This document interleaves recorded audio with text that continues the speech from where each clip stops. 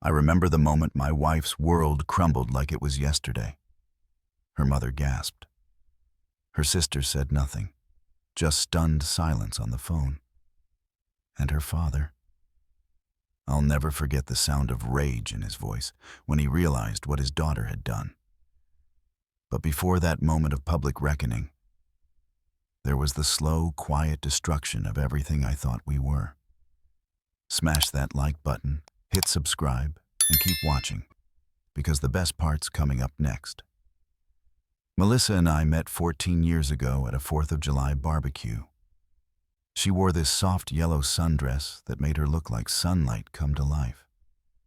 She laughed. God, that laugh. And I was done for. From day one, we were opposites in the best way. She was fire and color. I was calm and structure. She brought out the parts of me I didn't know were missing. The early years? Perfect. Saturdays at the farmer's market. Lazy Sundays with her family. Her hand always in mine. I worked in construction management. And when I got my first big promotion, I told her to quit her receptionist job and chase her dream. Art. I wanted to give her a life where she could breathe freely, create, be happy. I thought I was building something strong, something permanent. But even concrete shows hairline cracks before it falls apart. It started with her friend Sarah getting divorced. Suddenly, Sarah became the center of every conversation. Sarah says marriage changes people, she'd say at dinner, her tone casual but distant. Sarah thinks couples need separate interests. And before long, Melissa was out more. Girls' nights once a week became twice. Shopping trips that used to be 2 hours turned into full-day outings. I noticed little things first. A new set of black lace lingerie buried in the back of her drawer. "Oh, that? I bought it months ago," she said, brushing it off. "Meant to surprise you, but forgot." The surprise never came. Then her phone habits changed. It used to lie around the house, forgotten. Now it was always in her hand. Screen down, guarded. She'd jump when it buzzed, smile at the screen with this softness that didn't belong to me anymore. She'd spend nearly an hour getting ready for a trip to Target, walking out like she was headed to a red carpet event. I asked once gently, "Why all the effort for errands?" She smiled, kissed my cheek. "I just want to feel good about myself. Is that so wrong?" No, but I knew something was. 3 months ago, she came back from one of her shopping trips with no bags. I asked what she got. That laugh. God, but it wasn't her real one. It was the nervous one she used when she snuck the last slice of cake. "We just browsed," she said quickly. I checked the credit card statement. Nothing. But the car had an extra 60 miles on it. Sarah lives 10 miles away. I wanted to believe her. This was the woman who held my hand at my dad's funeral, who slept upright in a hospital chair when I had surgery. But you know how your gut speaks to you? Mine was screaming. So one night, while she slept beside me, I opened our Verizon account. I never had before. She handled the smaller bills, I handled the mortgage. But curiosity cracked the dam. Dozens of calls and texts to a number I didn't know. Every day. Multiple times. My hands shook. I became a man I barely recognized. A quiet investigator in my own home. I checked her mileage after each girls' night, noting patterns. 47 miles there, 38 miles here. I tracked it in a small notebook hidden in my toolbox. She wasn't seeing Sarah. She was seeing someone else. A reverse lookup gave me a name. Thomas Grayson. Divorced.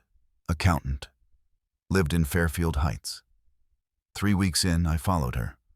I told work I had a dentist appointment and waited. She left. I trailed her at a distance, heart pounding, shame washing over me even though I hadn't done anything wrong. She pulled up to his house. He answered the door in jeans and a smug smile. The kiss wasn't friendly. It was intimate. Routine. Her hands in his hair, his on her waist. I took photos, license plate, timestamps, locations.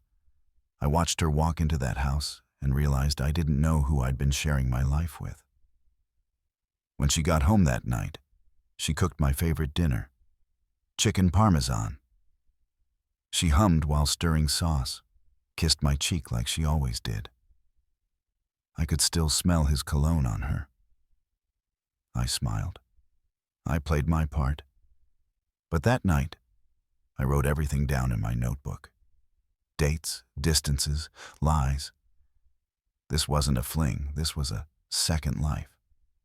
And then, I made a decision. She'd humiliated me in secret. I'd return the favor in the light. I created a family group chat, messaged her parents, siblings, cousins, told them I was planning a surprise for our 15th anniversary.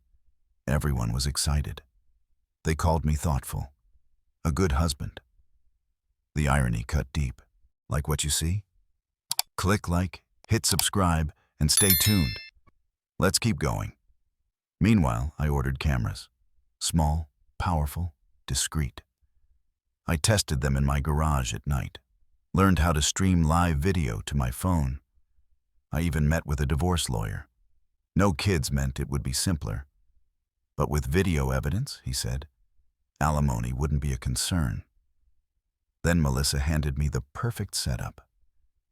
Sarah's going through a rough time, she said one morning. I might stay over Friday. You don't mind, right? Not at all, I said, smiling. Friday came, cold and drizzling. She spent 40 minutes getting ready. Perfume, makeup, the black lingerie tucked into an overnight bag. I waited 15 minutes after she left. Then I followed. She drove straight to Thomas's house. This time she parked in his driveway. Didn't even try to hide it. They kissed in the doorway, long and slow, like they'd missed each other for years. Once they disappeared inside, I set the cameras, bedroom window, living room blinds, then returned to my truck. I opened the group chat. Hey everyone, got something special to share about Melissa. It's happening right now. Make sure you're somewhere private. This is going to be unforgettable. And then I streamed it. They watched as their daughter, their sister, their friend, laughed, kissed, and undressed with another man. The chat exploded. What the hell? Is this real? Turn this off now! But I didn't. They needed to see what I'd been living with. At minute 7, her phone buzzed nonstop. 14 family members calling her at once. Thomas looked confused. She finally glanced at her phone and froze. Mom, what are you doing? We can see everything. She screamed. Thomas shouted. Melissa panicked, spotted the camera, and collapsed. 12 minutes. That's how long the stream ran before he knocked the camera down.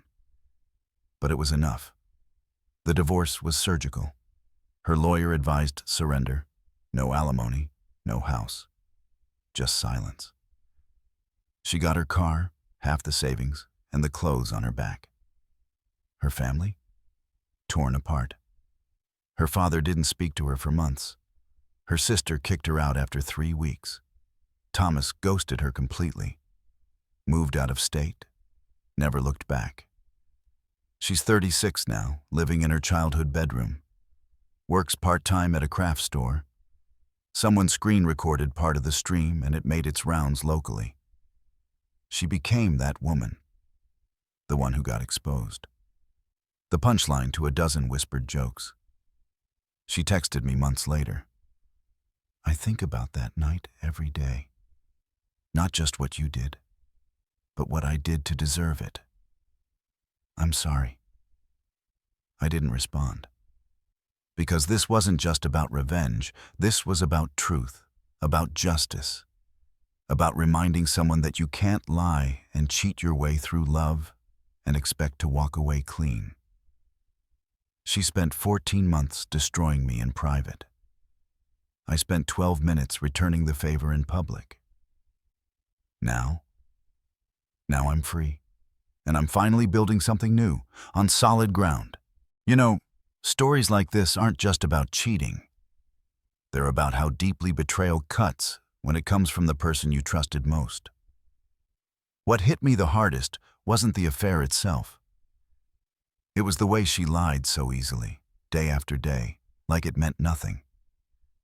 The revenge might seem extreme, but after everything he went through, maybe it wasn't about punishment. Maybe it was just about finally being seen, finally saying, "I mattered, and you broke me." And sometimes, the only way to reclaim your voice is to make sure everyone hears it. If this story stirred something in you, hit that like button. It helps us bring you more powerful content like this. Don't forget to subscribe if you haven't already, and turn on the notification bell so you never miss a new story. And I'd love to hear from you. Drop your thoughts in the comments. What would you have done in his shoes?